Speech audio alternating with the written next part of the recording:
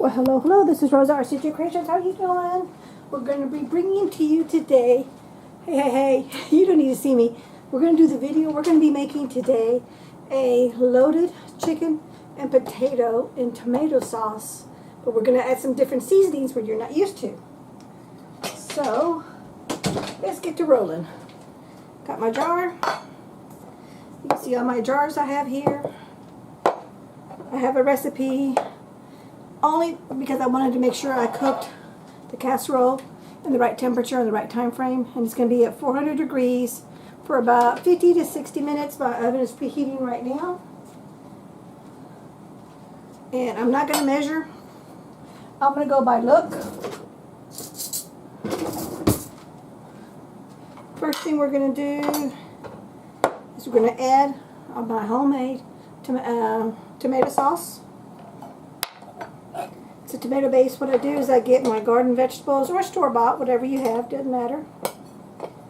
And I process them. And when you process them, you always have the extra juice and the pulp and everything else. And I save and I can that. Put that back in here. So let me get me a spatula. I prefer, when possible, to use a spatula when it comes to my mason jars because I do pressure can and water bath can. And when you use metal, that can scrape the inside and compromise the jar, and it can crack when you're processing it in a pressure canner or a water bath canner. Okay. Now let me show you. See, the tomato sauce is thick, but it's some good. Now I wish we had smell-o-vision. That's some good thick tomato sauce. I'm probably not going to need my tomato paste. I make my own.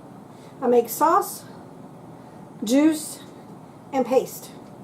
We're not going to need my paste. Put those away.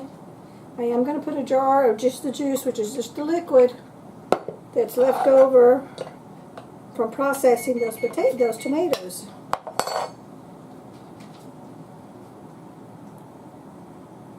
Okay. You get that soaking in some water. That way when I do cleanup, you have easy cleanup. If it's soaking in water while you're preparing your meal. Okay. Oven's ready. We just got to put all this stuff together. So let's mix the tomato sauce and the tomato juice. I'm going to add some garlic powder. This is my homemade garlic powder. Probably going to do like 2. Maybe I'm going to do 3 because hubby and I love garlic powder. Then you taste it before you get ready to put it together to see if you need to add anything.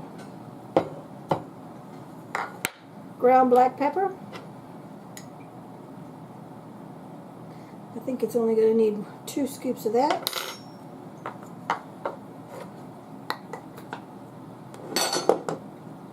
We don't need the canning jar lid.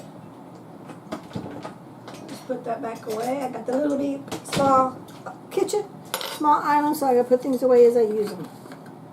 This is just Lowry seasoned salt, 25% less sodium. I'm not gonna do a little bit of that, but just enough to get it a little bit of flavor. My homemade dehydrated basil leaves. And when you're doing your own basil leaves, let me show you. You can see how some of them are big little chunks. Just put it between your 2 hands over your dish, and that crumbles it up. Oh man, smell-o-vision, smell-o-vision. You just love that fresh herb smell, which transfers over to your food as it's cooking or baking, whatever it is that you're doing. Do a little bit more. Man, that smells really good. That's the basil. You can add any herbs of your choice, whatever it is you and your family prefer. This is just what I'm doing. Mixed onions. Minced, not mixed, minced, M-I-N-C-E-D, minced. Hubby don't care for onions, but he doesn't mind when they're dehydrated. He don't see them. Shoot, excuse me. I knew those spices were going to get me. Dehydrated chive powder. I've already got the onions in there, but this is a good time to add your dehydrated powder mixes so you can get your nutrition from all these nutrients in your main dish. And the kiddos, spouse, whoever, they don't see all that. I'm not eating those greens. Whatever it is they don't care for. Because this is a tomato sauce base, I'm going to be adding my beetroot for the extra nutrient. And it'll take it and make it turn a little bit more red. But that's beetroot powder. I was growing beets, but only one survived and the other ones did not, so I'll have to buy the store-bought powder. But this is just to add extra nutrients to your body. And nobody will see it because it's going to be red. Okay, let's mix that up a little bit.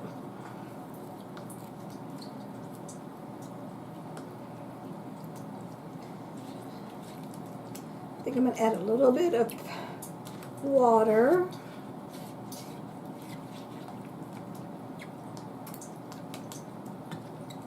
I don't need to use, I'm not going to use my little mixer. I'm not going to need it. Let's put that away. One last thing I have to worry about washing. I want this watery, but I don't want it too watery. And you use it, once you've made it once, you'll know what you prefer the next time. That's a good flavor. I'm just going to mix this up.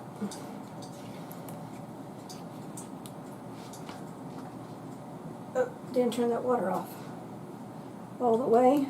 Okay. Yeah, I think we're good. And there is our sauce. I'll put that over to the side. Let's get our casserole dish. Spray it with a non-stick spray so it doesn't stick, because it's going to be baking for 15 to 20 minutes. Excuse me, 50 to 60 minutes. Sorry about that. And that's going to, but you don't want to, you want an easy cleanup. Cooking and prepping is one thing, but cleanup is another. Make it easy for yourself when you can. So I'm just wiping down the outside because I don't want to mess with having this.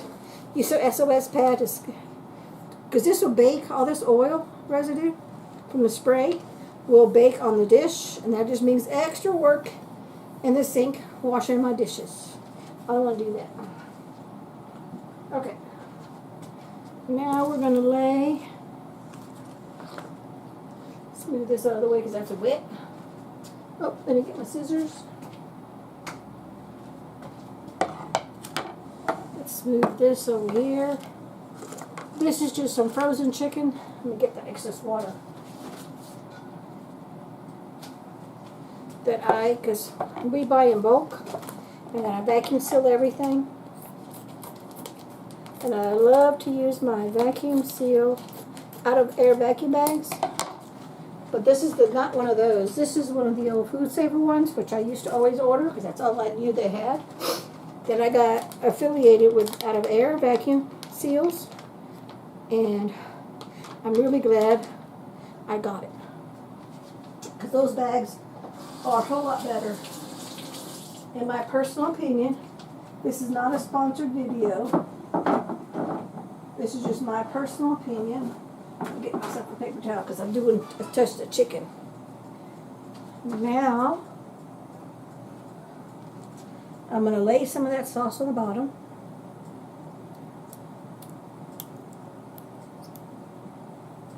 Oh, you know what? I got to taste it.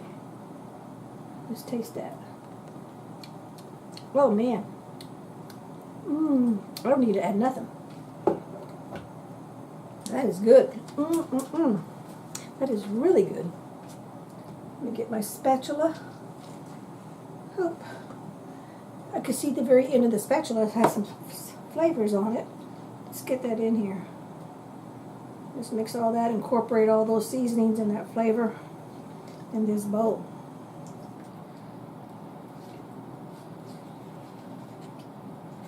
I'm just scraping the bowl to get all those seasonings in there. Okay. We're just going to do an even layer because the chicken and potatoes are going to sit on top of this. Then I'm going to drizzle the extra sauce on top. That's a good flavor. I really enjoy that flavor.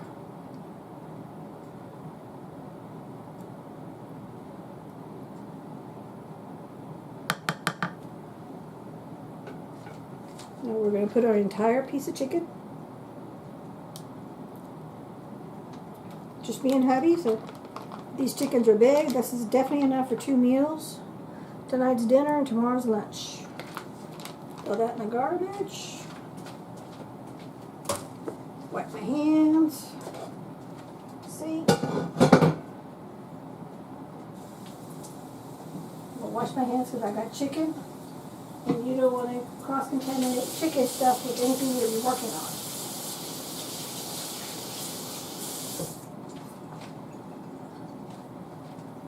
Okay. Alright, that's going to go and get washed. These are just some sliced potatoes. These have been blanched to speed up the cooking process. I blanched them and then I froze them. We're just going to layer the potatoes. We don't have a whole lot of potatoes because I'm trying to stay away from starch as much as possible. I'm not going to totally get away from it, but the further away you stay away from starches, the more weight loss you get. These are a little on the mushy side because I got them out last night and they were pretty wet. I should have drained them this morning, but I totally forgot I was at work today. Didn't do it, but that's okay.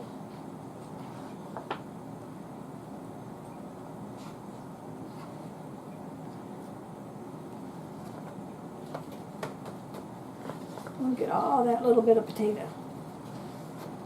Now you could do this with raw potatoes. You don't have to be frozen.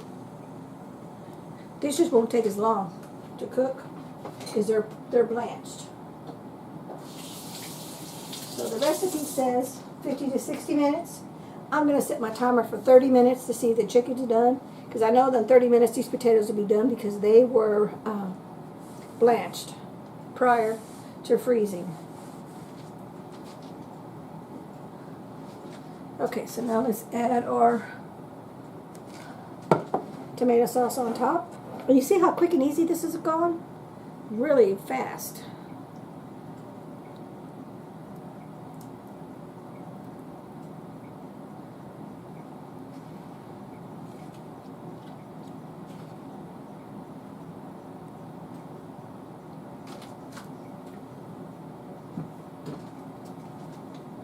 And I'm just going to layer the sauce over everything. You're going to bake this in the oven, 400 degrees, like I said, 50 to 60 minutes if you're using raw potatoes, because you're definitely using raw chicken. And don't cover it, leave it uncovered.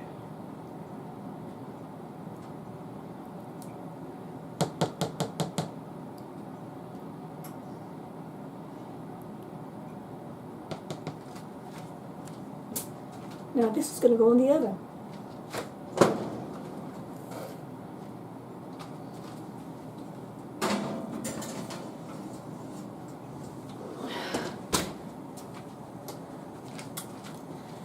Set my timer.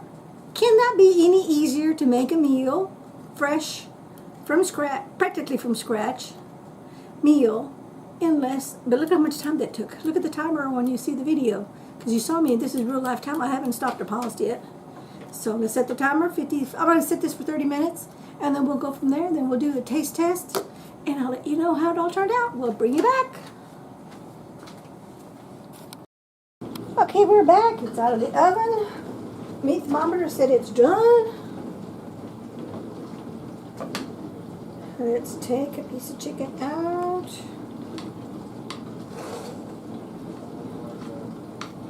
Oops. This thing's hot. I ain't touching it.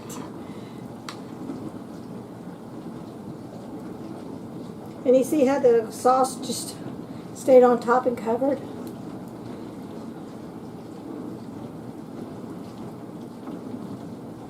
See the white of the chicken? Let's see how juicy that chicken is. Oh yeah. Yum, yum, yum. And it's cooked all the way through. It looks a little dry, but let's do a taste test. Let's see. We get a piece of the chicken. And let's layer some of the bottom of the sauce. The casserole dish has some sauce on top. Let's layer that, because that sauce has some really good flavor to it. Okay. That is hot, hot, hot. Let's get a piece of potato. I know the potatoes are cooked because they're nice and soft. I'm going to put a fork in it.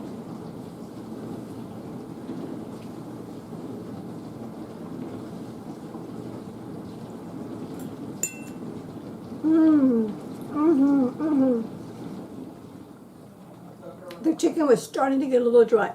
I did cook it for the full 50 minutes. I didn't do the 60 minutes. I did 50 minutes because my meat thermometer said it wasn't ready. So I did it ahead. First was 25 minutes, and then I added another 15. So I think I'm going to back this up by 7 minutes so it can be a little bit more juicy. But as far as the flavor is concerned, it's not overly tomatoey flavor. But when you get the coating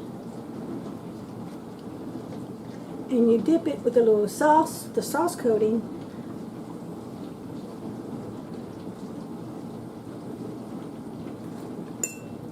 oh man, all the spices, the basil, the garlic, a little bit of the black pepper. I put a little bit too much black pepper, but me and hubby love spicy. We like black pepper, so I think it's good, but for those who don't, maybe take it a little bit easy on the black pepper. Let's see, what else did I put in there? Garlic powder, oh, the chives, and the beetroot. And as you can see, it didn't really change anything as far as the color is concerned, except for, let me show you, it did give the potato a little bit of a red look, and that was from the beetroot. You see that on the potato? See the very edge of the potato there, right there? See that? So, but other than that, nobody will know anything because they're just thinking it's red because of the tomato sauce. So you're going to get extra nutrition because of the beetroot, and I added the chives in there, and of course the basil, all the other other herbs for additional added flavor. But I say this is a win-win. This is going to go in our. For the simple fact is, you saw how fast this was to bake and put together. Can't get any easier than that for making a meal for supper time. And you have more than enough left over if you do extra chicken and extra potatoes for the next day. So we thank you so much for watching. We'll catch you in the next video. Take care now. Bye-bye. Have a good one.